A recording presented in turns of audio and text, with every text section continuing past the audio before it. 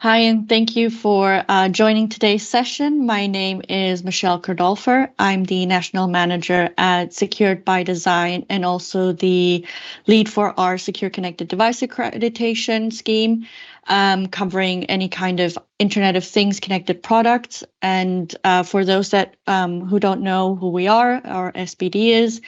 SBD is the official police security initiative within the Police Crime Prevention Initiative portfolio, which is part of the UK Police Service, and we deliver a wide range of crime prevention and demand reduction initiatives across the UK. And Secured by Design, or SBD, is one of the most well-known of the extensive police CPI portfolio to help keep the public safe from crime and to help reduce the demand on the police service as well. And for today's presentation, I will be talking about Internet of Things or Internet of Threats, and that will be covering the overall Internet of Things threat landscape, as well as the new Product Security and Telecommunications Infrastructure Act, or PSTI in short, that the government have introduced, and our own SBD Secure Connected Device accreditation scheme and how that fits into all those three topics. So to start off, what is, Internet of Things or IoT? So in very simple terms, Internet of Things or IoT products describes a network of physical objects, things that have sensors, softwares, and other kind of technologies that is embedded within the product and has the capability of connecting, exchanging data with other devices and systems over the internet or any other kind of communication networks, basically. So think about your, smart devices like coffee machines, doorbells, light fixtures, your voice assistants like the Google Homes. There can be CCTVs, baby monitors, central heating systems, anything that basically can connect to the internet or a communication network like 4G, 5G, and any of the future Gs that are going to come along.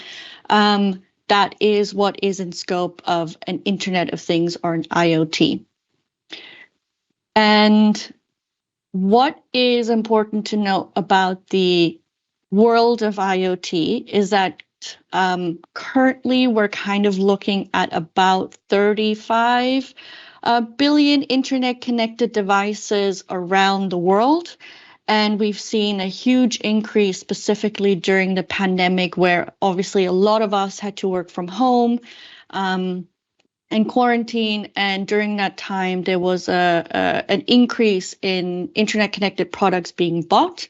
So there was actually research done that about 1 in 5 UK consumers bought a new IoT or smart device during lockdown, and that we've seen about an average of 10.3 internet connected products have an average of 10.3 connected products in each of the UK household as well. And I think if you start looking around your offices or your homes, you start counting them pretty quickly. And even if I'm looking around here, 10.3 connected products doesn't sound too far-fetched either.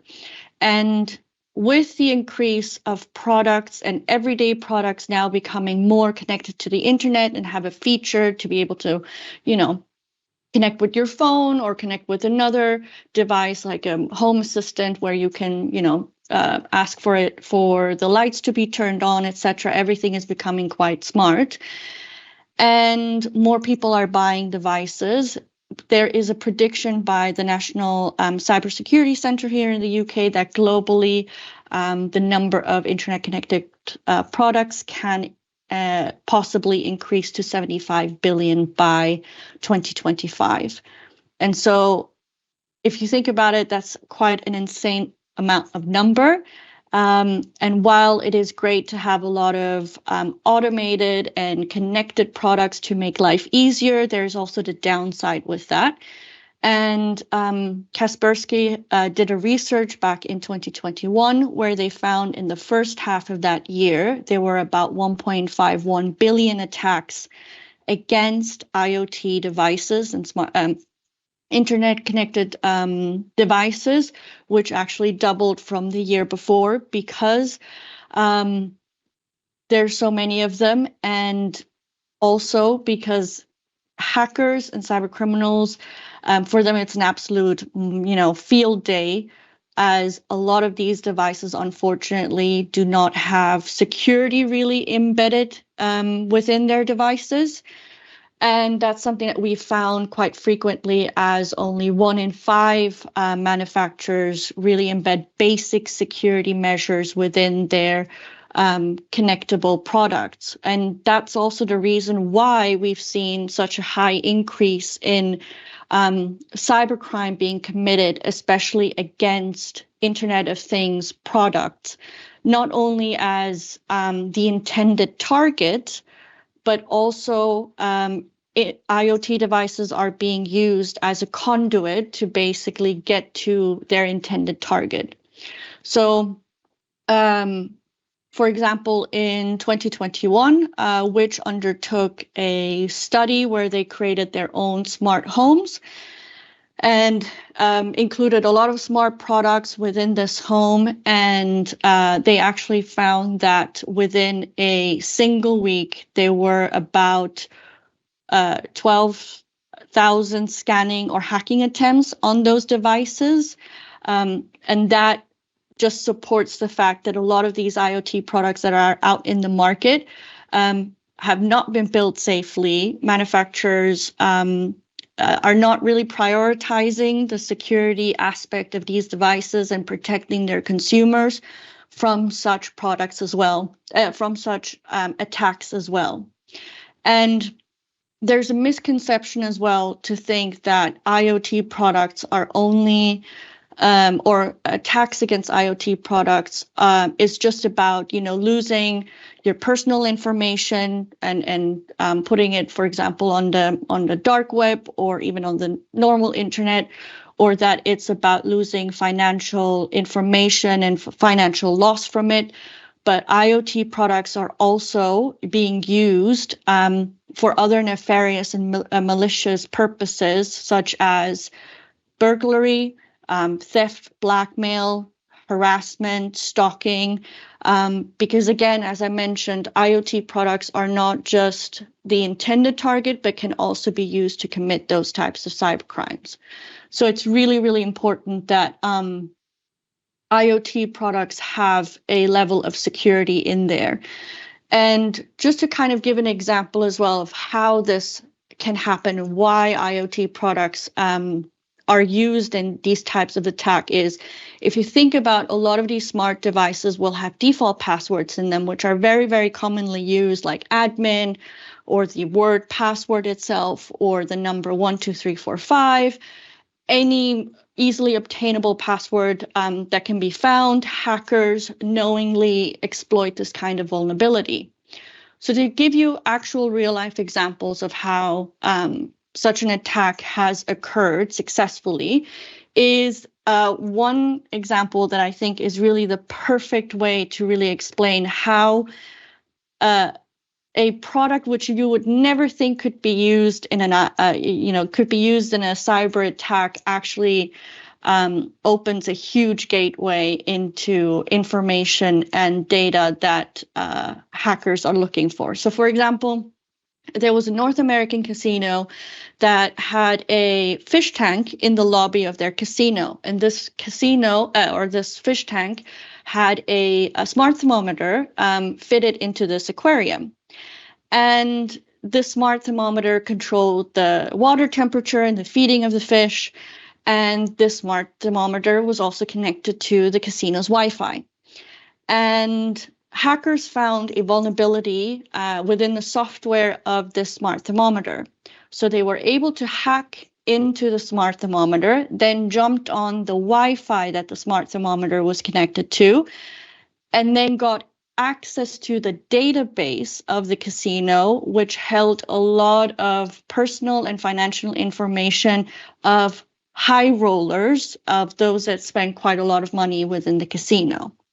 So if you think about just a tiny little product that can connect to the internet, and because it wasn't built securely, that left sort of like a digital window into the entire house and allowed the hackers to basically come in and take whatever they want. And on the other end, we have another cyber attack that happened actually in Finland, where there was a residential building and they had a smart heating system which controlled the water and the heating of the building. And while it's quite a positive system to have to kind of regulate, unfortunately, this system specifically in this building also had a vulnerability in their software, which hackers were able to exploit. And then they managed to shut down the whole system and cause an outage of nearly a week or so for the residents living in there during the winter months. So there was no hot water and no heating during very, very cold winter months in Finland. And if you think about how a cyber attack, which can affect an entire building because it's fitted with the same product, think about how that can be even more catastrophic on a larger level if you have the same systems throughout an entire city or throughout an entire country that is using the same product and shut it down completely as well because there is a vulnerability in the software. So it's just things like that to think about when you are implementing IoT products within your home or your business to really ensure that these products have been built safely. So this is just an example of how how IoT products can be used in a cyber attack. So what has the UK government done to help IoT security within the UK itself? So in December of 2022, they introduced the Product Security and Telecommunications Infrastructure Act, in short PSTI Act, which addresses and applies to all IoT consumer products and requires not only manufacturers, but importers of IoT products and distributors of IoT products to ensure that there is a minimum security requirement being met within their product, and also provides a very robust regulatory framework that can and will be adapted to ensure that it remains effective in the face of rapid technology, but also any kind of evolving techniques that is employed by cyber criminals as well, to be able to address those as quickly as possible and to adapt the legislation to the broader international regulatory landscape as well. And this outlined three security requirements that needed to be met. And these are requirements that fixes some of the main issues that IoT products have faced as well. And the PSTI Act was heavily influenced by the ETSI EN 303-645 standard, which is a European standard, but also an internationally recognized standard, which outlines 13 provisions of best practice of what an IoT product should include within their own product. And as a starter within the PSTI Act, the first 3 of those 13 was implemented into the PSTI Act. Now, there's a deadline that has already passed, but the 29th of April is a deadline where the government has given to manufacturers to comply until and to comply with the first 3 security requirements. But first, I would like to look at what exactly is covered by the PSTI Act. So the PSTI Act covers any internet connectable products and network connectable products and applies to all consumer products. So that can be smartphones, that can be the smart assistants, alarms, connected fitness trackers, home automations, connected appliances, things like that, and baby monitors and children's toys, for example. So it's quite broad. It's not limited to that, but it's quite broad. But the product needs to connect to the internet or connect to a network connectable product as well. The only thing that it is excluding is smart meters, healthcare monitoring products, and autonomous cars, because there is existing or planned future regulations for those products specifically. And the three security requirements that I mentioned are as followed. The first one is banning all default passwords. As I mentioned, there's a lot of products out there that have included that with it, and it comes with a risk of having those default passwords there. Then there is a requirement for products to have a vulnerability disclosure policy. And this basically means that manufacturers have to have a plan on how to deal with weaknesses in softwares, and are then more likely to address those weaknesses in a timely and proper manner as well.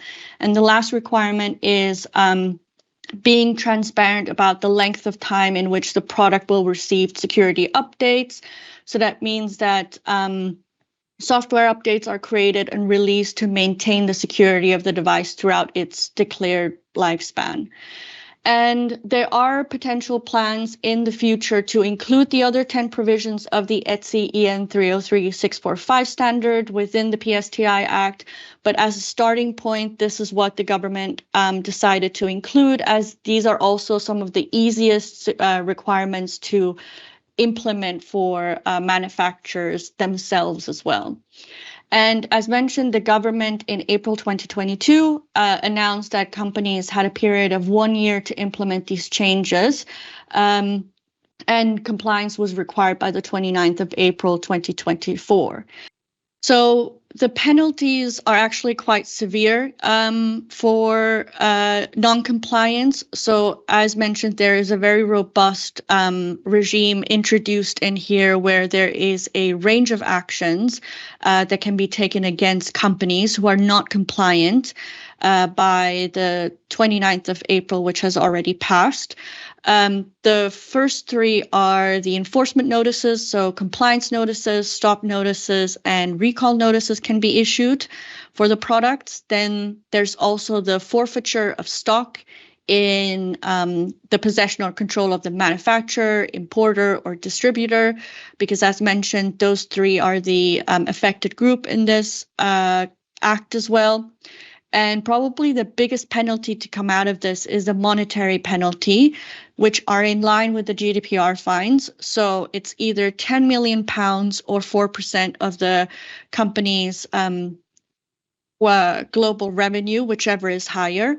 And the reason that the fines are so severe as well is there is a need for manufacturers, distributors, and importers to understand their responsibility in bringing unsecure products into the market, and to ensure that actually those products are built as safely as possible so that their consumer can have some level of peace of mind in using them as well.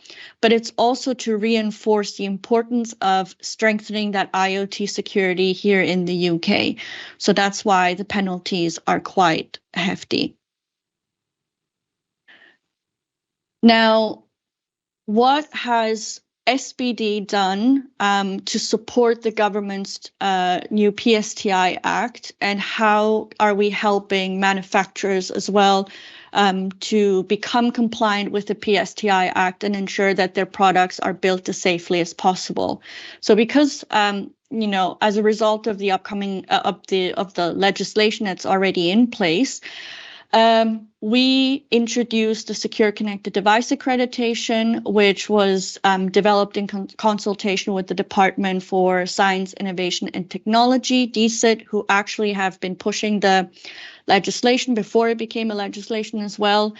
And this is for companies that have an IoT product and want to ensure that they meet the appropriate level of IoT testings and standards. So this is a very unique and recognizable accreditation that basically demonstrates that this IoT product has achieved the appropriate and relevant IoT standards and certifications from one of our SBD recognized certification body that we work with, who will assess these products against all 13 provisions of the ETSI EN 303645 standard that is that has influenced the PSTI Act. Now, the reason why we ask for all 13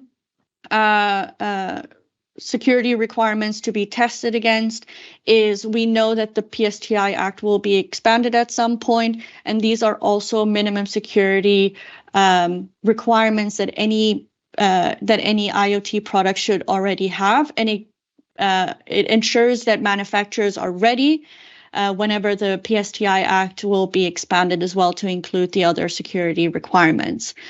And we work very, very closely with a range of stakeholders from various industries to help improve IoT security in the UK, to promote our secure connected device, or SCD, scheme as well, such as DCIT, as I mentioned. We also work with the National Protective Security Authority, NPSA, with the physical security industry, like the Master Locks Association, and also the cyber insurance world with the Risk Authority, to ensure that we all kind of line up with the messaging that the government has put forth, and to encourage manufacturers from a variety of industries to join in on making sure that their products are tested and built as securely as possible.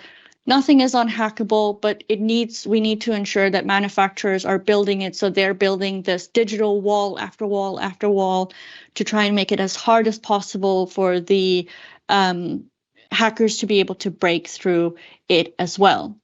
And as mentioned, we've developed the SCD in consultation with DCIT, which we're very, very proud of, to really ensure that we're in line with them. And again, as with the notes I mentioned earlier, the reason why we've introduced this is because there's been an increase in cyber attacks happening with the growing ecosystem of IoT devices becoming readily available for consumers, and it's to help reduce that vulnerability and to protect consumers as well from any kind of cyber attacks when they are using IoT devices as well. And this also allows for consumers to make better informed choices when they're buying connectable devices, because it's really important to ensure that you're buying from reputable companies that have gone the extra mile to ensure that there is a level of security introduced with it as well. And of course, this is entirely in line with the PSTI Act, and we want to ensure that all testing is done against a recognized IoT standard, which is the ETSI EN 303645, European and internationally known as well. And it sends a very clear message that when companies build their products to that level of standard, it sends a very clear message to the wider industry that they're taking the importance of IoT security very serious. They're also leading the pack in this, because it's a very new world that we're in.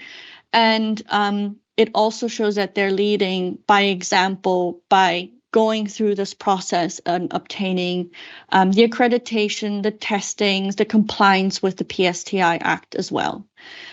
And if there's any more information you would like, please visit our website, but also please head over to our exhibitor booth, and we'd be more than happy to answer any other questions. But for now, I would like to thank you for listening to today's presentation.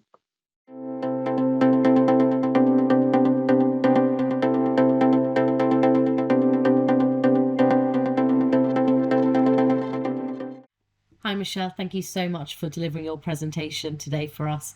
Some of the statistics that you spoke about in your presentation were actually quite surprising, but actually, I suppose at the same time, not as surprising as you'd expect it to be. And you're right, Yeah. I look around the room and I'm sure that I can see at least, well, far surpassed the 10.3 statistic there. I even have a smart fish tank as well. So now you've got me questioning that. Okay. So, but it makes you quite concerned in not just the contextual landscape, obviously, where cyber attacks in businesses and to us personally are quite, well, almost common now. And an everyday occurrence, but also in the kind of geopolitical tensions as well, where, we don't just live Mm, in wars with guns, but also cyber wars and DDoS attacks. So I think if we all lost access to the internet, we'd be slightly useless. But I have to say, I definitely, do have yeah. a go bag with some analog tech, so I'll be ready. But Excellent. That's always good. exactly. But moving on to your presentation, I'm just going to go through a couple questions. So the people who may not realize that IoT or kind of these cyber vulnerabilities within their homes or businesses, where would you recommend that they start to build that resilience? So the best thing that I would always recommend anyone really is to find advice and information where you can easily implement them at home to ensure your products have been installed and is in use as safely as possible in your own home. So for example, the NCSC's website has some really great advice as well.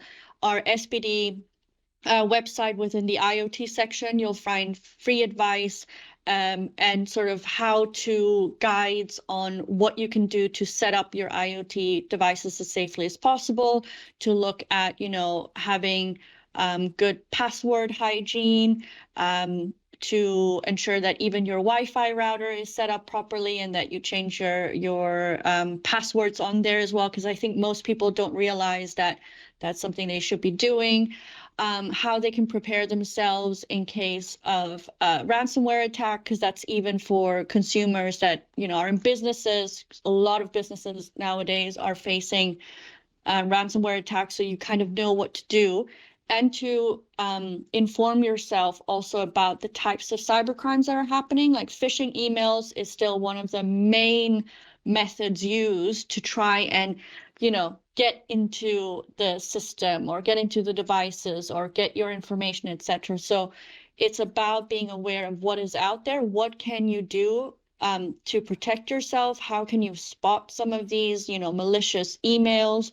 But also how to set up your devices at home as safely as possible. So there's a lot of really great information out there, but I would definitely say, check out the NCSC's website and also the Secured by Design website. All of the information is for free there.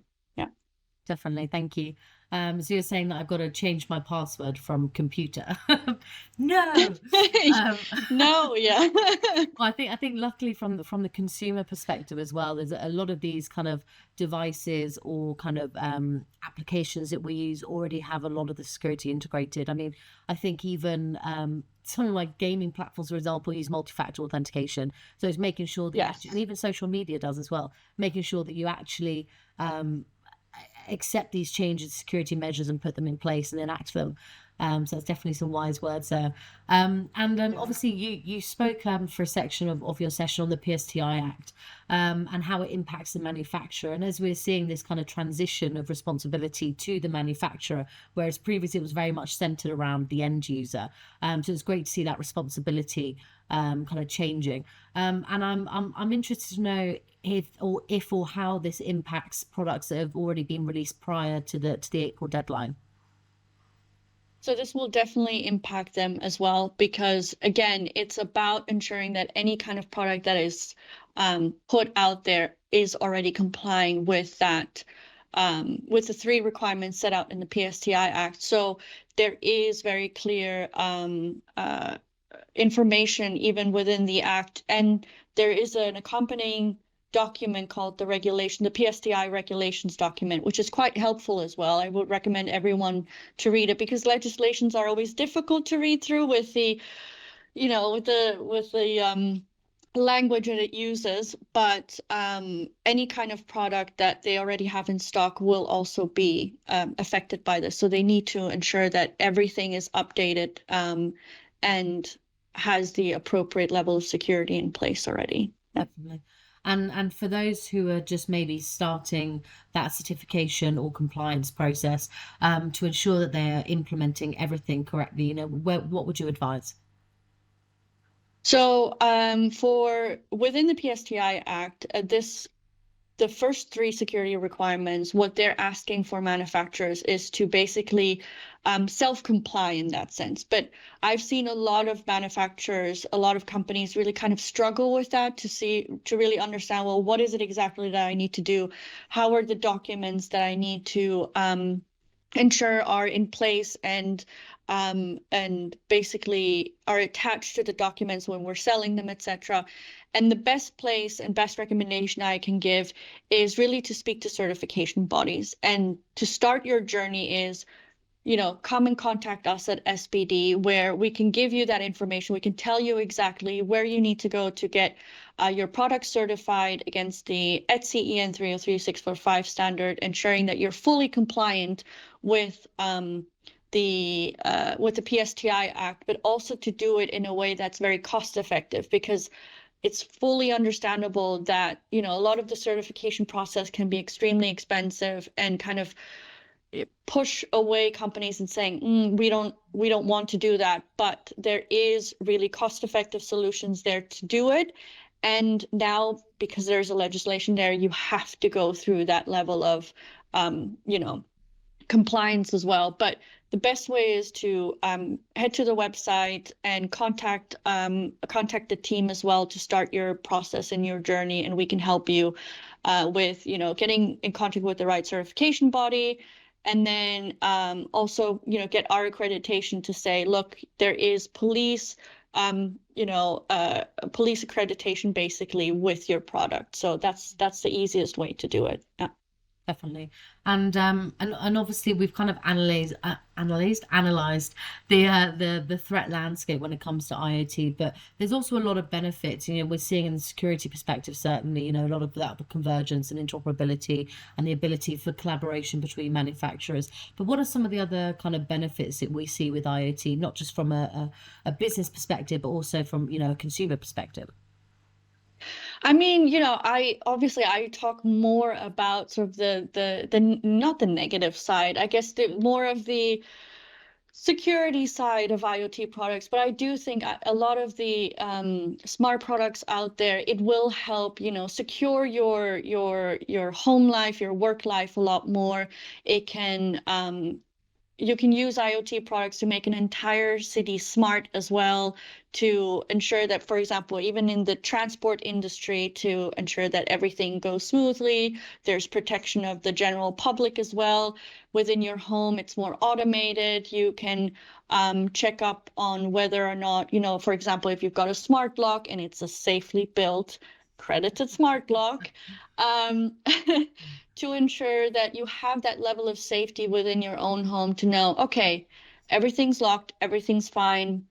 My family, my belongings, they're safely at home, basically. So there's a lot of positive things, and the more connected we become, I mean, just looking at phones and how we communicate with other people across the world as well. There's a lot of benefits in what IoT products can bring, and I think um, I'm for it because, again, I have a lot of smart products in my own home, but it is about really ensuring that what you're buying to improve your home life, your work life, has that level of security that you can then have some peace of mind knowing that something that you're using for a positive is not going to be corrupted by nefarious actions and, actors as well. So, yeah.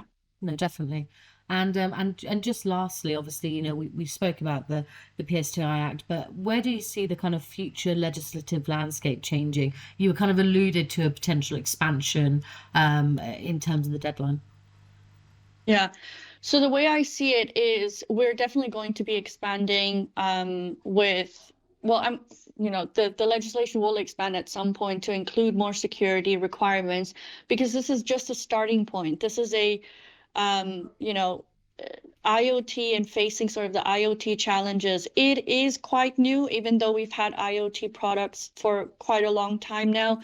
But that will expand in the future. And I think it will also expand where it will affect other kinds of IoT products that might not be entirely consumer IoT, so enterprise IoT, or as I said, there's other regulations and future regulations or current regulations dealing with medical IoT products or, autonomous cars, things like that. So anything that will be able to connect to the internet, I think there will be more regulation around it, which is good because ultimately we have to be able to protect not only, the public, but any kind of infrastructure as well.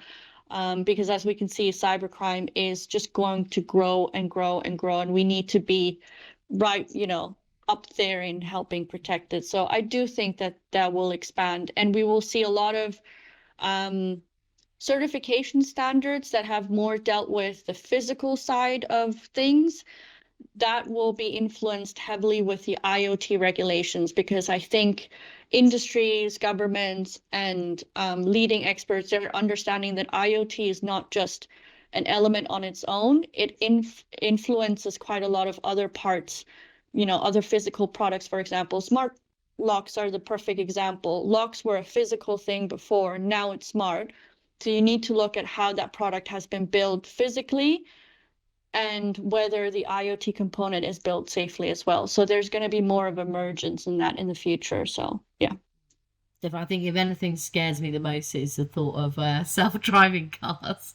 But I still prefer driving myself yeah, as all I well. can think So of is there's that one series where all the at the end of the world kind of apocalyptic style series, and all the Teslas just started driving in and creating pile-ups on the highways in America. I'm like, yes, I no, thank remember that. you. You'll stay away from that for now. But yeah, it's true. I mean, we live in this new kind of digital world of emerging technologies. Kind of every day there's something new. And the fact of the matter is the technology is already here. So you may as well use it because the bad actors are using it. But if we can use it Yeah. in an in an ethical way, and we're kind of innovating within, the correct guardrails and the certifications, then, fantastic. Great for us. Exactly. Yeah. But yeah, Exactly. it's interesting Absolutely. to see where we're going to head over the next couple of years. But thank you, Michelle. I really appreciate the time you've taken to talk with me today. If anybody has any further questions, you can reach out to Michelle on the platform or through the exhibitor booth. Yeah, I hopefully catch up soon next week. All right. Thank you so much. Bye.